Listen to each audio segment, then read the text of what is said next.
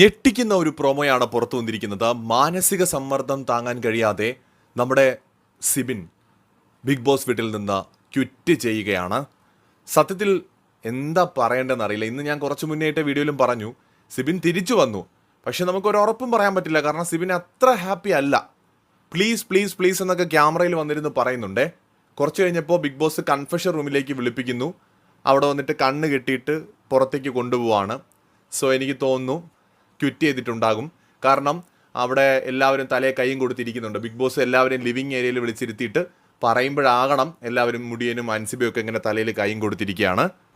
So നമ്മളൊക്കെ ഈ സീസണിൽ വിൻ ചെയ്യാൻ പോലും സാധ്യതയുണ്ട് എന്ന് പ്രതീക്ഷിച്ചിരുന്ന സിബിൻ ഷോ ക്വിറ്റ് ചെയ്തിരിക്കാനുള്ള സാധ്യതയാണ് 99%.